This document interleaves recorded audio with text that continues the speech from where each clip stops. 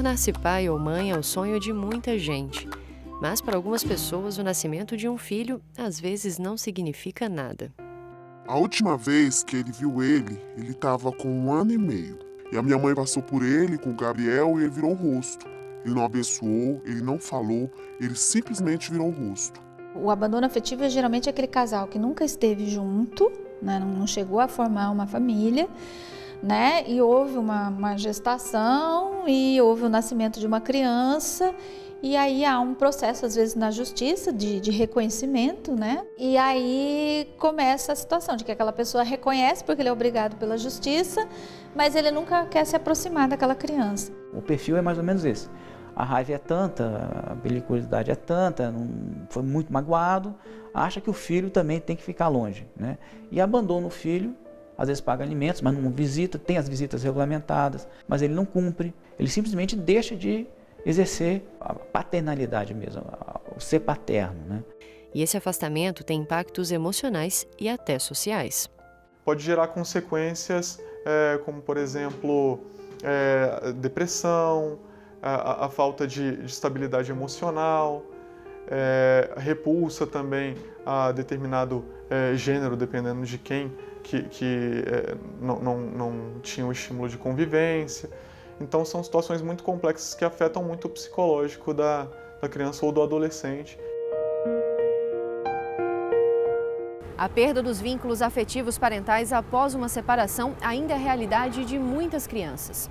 No abandono afetivo, o rompimento é proposital, mas existem casos em que um dos pais quer conviver com o filho, mas alguém que tem a criança sob sua autoridade impõe uma série de dificuldades, caracterizando a alienação parental. Ela foi incluída na legislação brasileira em 2010 e consiste no conjunto de práticas induzidas para repudiar, impedir, dificultar ou destruir os vínculos entre um dos genitores e o filho. Eu tentei proporcionar um dia de boliche. Meu filho sai de perto de mim, vai entrando para dentro do shopping.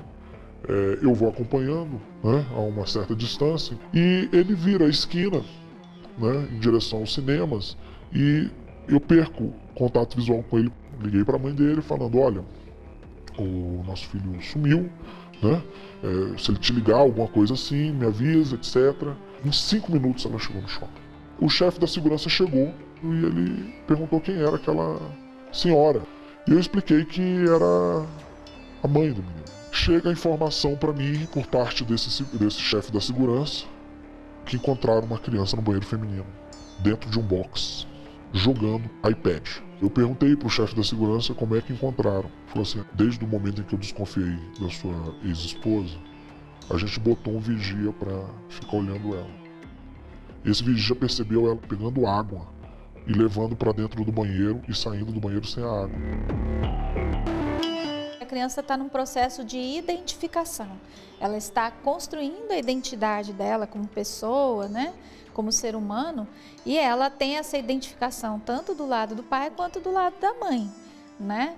E aí então, se um dos dois, né, dessas figuras importantes de identificação, eles são desqualificados, são desprezados, desconsiderados pelo outro, a criança fica muito insegura, muito em dúvida, inclusive, da sua própria identidade. E aí que começa a aparecer os conflitos. Tem sanções previstas na própria lei da alienação, né? Uma delas é a troca da guarda, a diminuição da convivência para poder que pare de alienar, né? Multa se não cumprir determinações da justiça no sentido de parar de fazer o ato de alienação. No primeiro caso sobre o tema julgado pelo STJ, existiam várias ações relacionadas à guarda de 2 crianças. A mãe buscou suspender as visitas do pai, mas as acusações contra ele não foram comprovadas e a perícia identificou síndrome da alienação parental na mãe. Para o ministro aposentado Aldir Passarinho Júnior, relator do caso, as ações da genitora contrariavam o princípio do melhor interesse das crianças, porque mesmo com a separação, é importante manter ambiente semelhante ao que elas estavam acostumadas.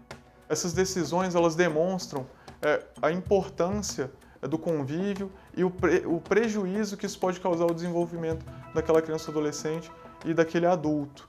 A criança e o adolescente, eles precisam de coisas mínimas para sua formação. São elas, por exemplo, o direito de convivência com os pais, com os tios, com os avós, com os primos, ter acesso à educação, cultura, saúde, lazer, mas o principal, eles precisam de amor, de atenção, de afeto, de respeito.